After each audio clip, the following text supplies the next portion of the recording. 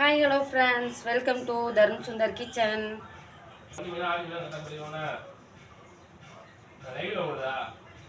இல்லை ஃப்ரெண்ட்ஸ், மீன் வாங்கிட்டு வந்துட்டாங்க.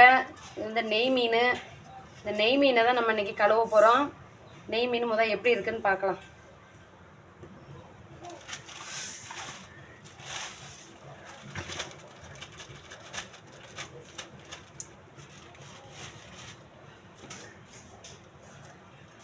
பாருங்கள் ஃப்ரெண்ட்ஸ், மீனை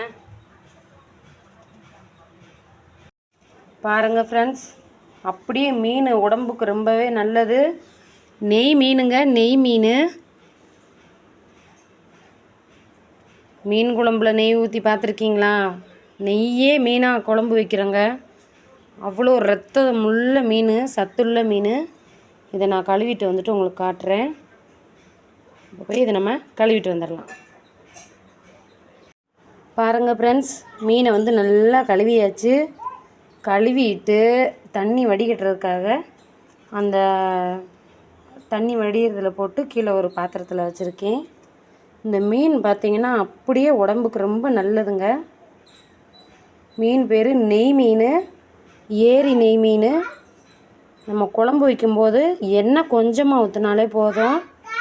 இதிலேருந்து அப்படியே நெய் மாதிரி எண்ணெய் பிரிஞ்சு வருங்க இந்த மீன்லேருந்து. மீன் மாத்திரைலாம் சொல்கிறாங்கள்ல, அது மாதிரி மீன் வந்து இதில் உள்ள அவ்வளவுமே சத்துங்க. அப்படியே ரத்தம், அப்படியே உடம்புக்கு ரொம்ப நல்லது. இதை இப்போ நம்ம எப்படி சமைக்கலான்னு பார்க்கலாம். இது வால், மண்டையெல்லாம் பாருங்கள். மண்டையே ஒரு 100-150 கிராம் இருக்கும். இதை நாம் மீனும் வறுத்தும் பிள்ளைகளுக்கு கொடுக்க போகிறோம். குழம்பு வச்சு வறுத்து. வாங்க வீடியோக்குள்ளே போகலாம். இது தாங்க மீன் குழம்பு வைக்கிற சட்டி. கும்பகோணத்தில் இது ஃபேமஸ்ஸு. மீன் குழம்புக்குன்னே தனியாக கடாய் விற்கிறாங்க. நாங்கள் இது வந்து விற்கிறோம் அந்த பாத்திரம். இப்போ இதில் எண்ணெய் ஊற்றி வெந்தயம் போட்டுக்கலாம். மீன் குழம்புக்கு நல்லெண்ணெய் ஊற்றுனீங்கன்னா இன்னுமே சூப்பராக இருக்கும். இந்த மாதிரி சின்ன சின்னதாக இருக்கிற வெங்காயம், சின்ன வெங்காயம் இருக்குது பார்த்திங்களா, அதில் வந்து ஒரு 200 கிராம் வெங்காயத்தை வந்து தோலை உரித்து வச்சுருக்கேன். இதோட ஒரு 3 பச்சை மிளகா கீரி போட்டிருக்கேன். இதை வந்து நல்லா வதக்கி விட்டுறலாம். இப்போ இது கொஞ்சம் நல்லா கண்ணாடி பதம் வதங்கினதுக்கப்புறமா நம்ம வெட்டி வச்ச தக்காளியை சேர்த்துக்கலாம். சின்ன வெங்காயத்தில் இப்படி பொடி பொடியாக இருக்கும் பாருங்களேன். இது சேர்த்திங்கன்னா மீன் குழம்புக்கு அவ்வளோ அருமையாக இருக்குங்க. பெருசு பெருசாக சேர்த்திங்கன்னா முளிப்பாக நிற்கும் அதுவாக. இப்போ 2 தக்காளி பழத்தை நல்லா பழுத்த பழமாக சேர்த்துருக்கேன். இதை ஒரு வாட்டி வந்து இப்படி கலந்து விட்டுக்கிறணும். கலந்து விட்டதுக்கப்புறமா இதில் வந்து தேவையான அளவு உப்பு சேர்த்துக்கோங்க. நம்ம உப்பு சேர்த்து வதக்கணும்னா தக்காளி நல்லா குழஞ்சி அதிலே அப்படி நல்லா வதங்கி வந்துடும். அப்போத்தே உப்பு பிடிக்கும் வெங்காயம் தக்காளியில எல்லாம். இப்போ பாருங்கள், உப்பு போட்டேன். இதை வந்து ஒரு வாட்டி நல்லா கிளறி விட்டுக்கலாம். இப்போ வந்து நல்லா வதங்கிருச்சுங்க. இதோட வந்து நான் ஒரு 50 கிராம்லேருந்து புளி ஊற வச்சுருக்கேன். 50 கிராம் புளியை நல்லா ஊற வச்சு வடிகட்டி கரைச்சி எடுத்து வச்சுக்கோங்க. இப்போ நம்ம கரைச்சி வடிகட்டின புளியை இப்போ நம்ம வந்து சேர்த்தாச்சு. இப்போ இதில் வந்து மசாலா தூள் சேர்த்துக்கிறேங்க. இதில் வந்து வீட்டில் அரைச்ச மசாலா, மல்லி மிளகா சேர்த்து அரைச்சிருப்போம்ல, அதை சேர்த்துக்கோங்க. தனித்தனியாக இருந்தாலும் சரி பங்காக சேர்த்துக்கோங்க. இப்போ சேர்த்துட்டு நல்லா கலந்து விட்டுறணுங்க. கலந்து விட்டாச்சு. இப்போ நம்ம கலந்ததுக்கப்புறமா இதை நல்லா கொதிக்க விட்டுறணும். அது வரைக்கும் நம்ம வெயிட் பண்ணுவோம். கொதித்ததுக்கப்புறமாத்தே மீன் போடணும். இப்போ பாருங்கள், நல்லா கொதிச்சிருச்சு. இப்போ நல்லா கொதித்ததுக்கப்புறமா நம்ம மீனை வந்து போட்டுடலாம். பாருங்கள், அப்படியே வெள்ளி மாதிரி மின்னுதுங்க, பளன்னு. இதில் அம்புட்டுமே அப்படியே உடம்புக்கு ரொம்ப நல்லது. அதனால தான் இது பேர் நெய் மீன்.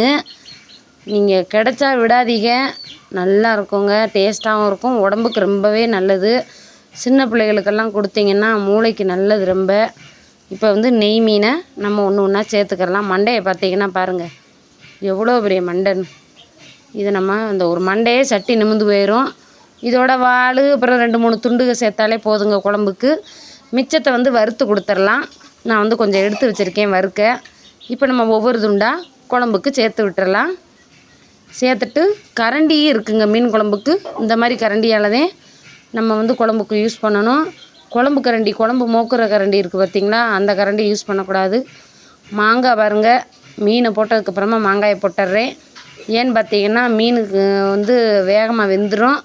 மாங்காய் அப்புறம் முளிப்பாக நிற்கும். அதனாலத்தான் மீன் வந்து மீன் போட்ட உடனே மாங்காயை போட்டுறணும். போட்டு மூடியை போட்டு மூடி விட்டுருங்க. 5 நிமிஷத்தில் அப்படியே தளன்னு குழம்பு கொதித்து சூப்பராக வெந்து வந்துடும் பாருங்கள். இப்போ பாருங்கள் 5 நிமிஷம் ஆயிடுச்சு. மாங்காய், மீன் மண்டை, குழம்பு எல்லாம் சூப்பராக வெந்துருச்சுங்க. இப்போ இதோட 2 கொத்து கருவேப்பிலையை சேர்த்து மறுபடியும் ஒரு 5 நிமிஷம் மூடி வச்சுட்டா போதுங்க. சூப்பரான நெய் மீன் குழம்பு அருமையாக கமகமன்னு மணக்க ரெடி ஆயிடுச்சு. நல்லா சுடு சோறு போட்டு சாப்பிடுங்க. சோறு கொண்டான்னு கேட்கும் பாருங்கள். இப்போ கருவேப்பிலையை போட்டு ஒரு வாட்டி கலந்து விட்டுட்டு அப்படியே மூடி வச்சுருங்க. கருவேப்பிலை அதிலேயே வெந்துருங்க, அருமையாக இருக்கும். இது மீன் வறுக்க எடுத்து வச்சுருக்கேன். இப்போயே வறுக்கவும் போகிறேன். ஃப்ரெண்ட்ஸுங்களாம் இந்த வீடியோ பிடிச்சிருந்தா லைக் பண்ணுங்கள், ஷேர் பண்ணுங்கள், கமெண்ட் பண்ணுங்கள். மறக்காமல் நம்ம சேனலுக்கு புதுசாக வந்திருக்கீங்கன்னா சப்ஸ்கிரைப் பண்ணிக்கோங்க. நெய் மீன் நீங்களும் உங்கள் வீட்டில் ட்ரை பண்ணி பாருங்கள். ரொம்பவே டேஸ்ட்டாக இருக்கும், அருமையாக இருக்கும். வணக்கம், நன்றி.